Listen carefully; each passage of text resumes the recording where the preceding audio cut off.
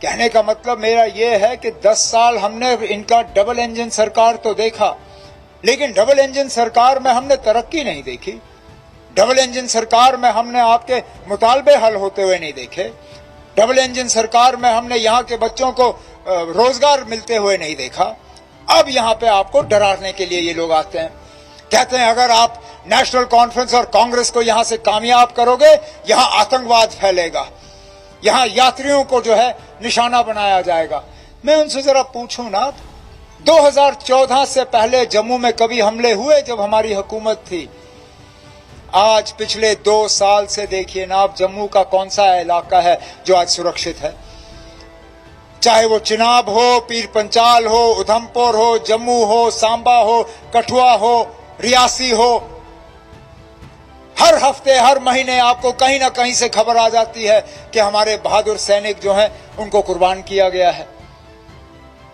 तो आतंकवाद इनके दौर में शुरू हुआ या हमारे दौर में शुरू होगा? ये कहते हैं इनके हमारी अगर हुकूमत आई तो यात्रियों पे हमले होंगे। अरे नाब, मैं इनको क्या याद दिलाऊं कि यात्रियों पे हमले तो इनके दौर में हुए। महबूबा मुफ्ती वजीर आला थी, बीजेपी के साथ अलायंस था जब अमरनाथ यात्रियों पे हमला हुआ।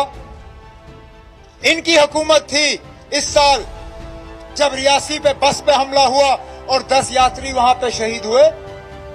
इन्हीं के दौर में पिछले 2 साल में जम्मू में आतंकवाद फैला।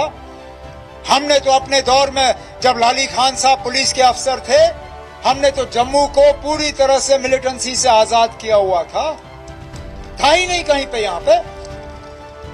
आखिरकार ये इन लोगों की लापरवाही है कि 8 अक्टूबर के बाद हमें हालात संभालने होंगे और दोबारा जम्मू को आज ये मिलिटेंसी और आतंकवाद से हमें मुक्त करना होगा, आजाद करना होगा। और इंशाल्लाह हम कल के दिखाएंगे आपको, ये मौका हम नहीं गवाएंगे। लेकिन जिन लोगों के पास आपको देने के लिए और कुछ नहीं होता, वो आपको तकसीम करने की कोशिश करते हैं। मैंने यहां पानी के हवाले से बात की, बिजली के हवाले से बात की, नौकरियों के हवाले से बात की, तरक्की के हवाले से बात की, जम्मू को आतंकवाद से आजाद करने के हवाले से बात की। लेकिन मैंने एक बात नहीं की, मैंने मजहब की बात नहीं की। मैंने मजहब के बुनियाद पे वोट नहीं मांगे। मैंने मजहब के बुनियाद पे आपको तकसीम करने की कोशिश नहीं की, क्योंकि ये प्रोग्राम जो है इनकी लगातार कोशिश है, इनकी लगातार, इनके पास और कुछ। मैं बार बार इनसे कहता हूं, जब प्रधानमंत्री साहब यहां आते हैं, जब अमित शाह साहब यहां आते हैं, जब इनके बाकी बड़े लीडर आते हैं और कहते हैं 3 खानदान, ये 3 परिवारों ने ये किया, मैं कहता हूं ना, आपके पास और कुछ है नहीं क्या लोगों को देने के लिए? जरा कम से कम हमने तो, चलिए ना, मुझे अब यहां चीफ मिनिस्टर की कुर्सी को छोड़े हुए 10 साल हो गए। मैंने जितना किया नहीं किया वो अब लोग जानते हैं। लेकिन आपने पिछले 10 साल में कुछ तो किया होगा जो आप लोगों को बेच सकते हैं। ये क्या मजबूरी है कि हर तकरीर में इन 3 खानदानों को, इन 3 परिवारों को, इन 3 पार्टियों को? जाहिर सी बात है कि इनके पास आपको बेचने के लिए कुछ नहीं है, इन्होंने किया ही कुछ नहीं आपके लिए। एक भी मुश्किलात और मुतालबा आपका हल नहीं हुआ और इसलिए ये बस रट लगाए चलते हैं। ये 3 परिवार। मेहरबानी करें, आप सोच समझ के 1 तारीख को अपने वोट का इस्तेमाल करिएगा। इस बात में मत आइए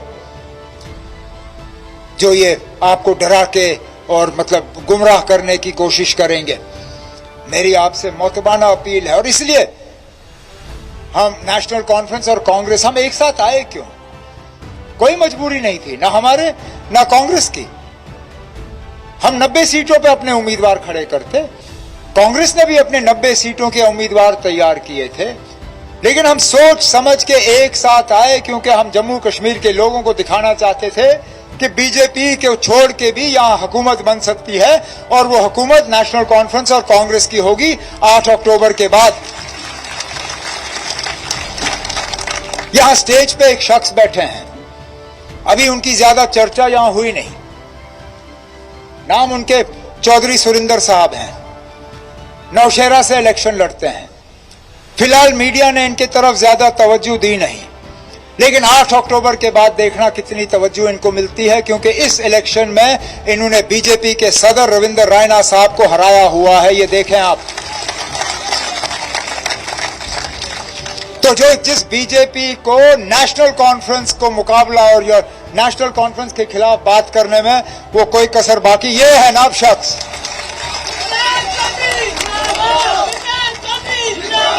इनका चेहरा याद रखिएगा और ये दिन याद रखिएगा। 8 अक्टूबर को जब नतीजे निकलेंगे आप देखेंगे ये तो जीतेंगे, ये तो जीतेंगे। इन पे मैं आ जाऊंगा। इनके वोट अभी नहीं पड़े ना, अभी मैंने वोट मांगने हैं। चौधरी सुरेंद्र साहब के वोट पड़ गए, वो मशीन में, अब उसको कोई बदल नहीं सकता। लेकिन चेहरा याद रखिएगा, 8 अक्टूबर को पता चलेगा। बीजेपी बैठे, बिमला जी, जो बीजेपी थकती नहीं है नेशनल कॉन्फ्रेंस और कांग्रेस को निशाना बनाने में, वो अपने सदर को बचा नहीं पाए तो हमारा क्या बिगाड़ेंगे वो। तो मेहरबानी करिएगा, यहां पे विजयपुर से आपने सिर्फ एक ही उम्मीदवार को कामयाब करना है, वो नेशनल कॉन्फ्रेंस कांग्रेस के मुश्तरका उम्मीदवार, हमारे अलायंस के उम्मीदवार जनाब राजेश परगोत्रा साहब, जो मेरे साथ यहां खड़े हैं। ये आपकी नुमाइंदगी करेंगे, ये आपके लिए मेहनत करेंगे, ये आपके मुतालबे हल करेंगे और ये तय करेंगे कि हमने जो मंशूर में आपके साथ वादे किए हैं, आपके रोजमर्रा के मुतालबों को और मुश्किलातों को कम करने के लिए, इनकी पूरी मेहनत पहले दिन से होगी। आपने सिर्फ एक दिन मेहनत करनी है।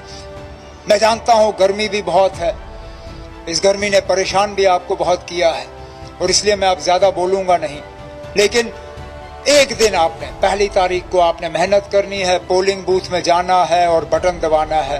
उसके बाद अगले 5 साल के लिए परगोत्रा साहब दिन रात आपकी खिदमत करेंगे, आपके लिए मेहनत करेंगे और आपके मुतालबे और मुश्किलात जो हैं वो हल करेंगे। इस उम्मीद के साथ कि 8 अक्टूबर को जब नतीजे निकलेंगे तो उनमें कामयाब उम्मीदवारों में जनाब राजेश परगोत्रा साहब का नाम सबसे पहले वहां से ऐलान होगा। मैं राजेश जी आपको, आपके साथियों को इस कामयाब और बड़े अच्छे प्रोग्राम के लिए मुबारक करता हूं और ये उम्मीद करता हूं कि आप अपने कीमती वोट से जनाब राजेश परगोत्रा साहब को अपनी खिदमत और नुमाइंदगी करने का मौका देंगे। इन्हीं अल्फाजों के साथ बहुत बहुत शुक्रिया। जय हिंद, जय जम्मू कश्मीर। नहीं दिया, लगाई आपने अस्पताल, यहाँ पे बड़ा शोर शराबा किया, देखो जी अस्पताल आया, लेकिन अस्पताल में काम करने वाले भी तो आपने बाहर से लाए तभी। और ये जिस तरह मेरे साथियों ने अपनी तकरीरों में कहा, यहां तो जनाब अब दरिया से रेत निकालने का भी हक हमारा नहीं रहा। दरिया से रेत निकालने का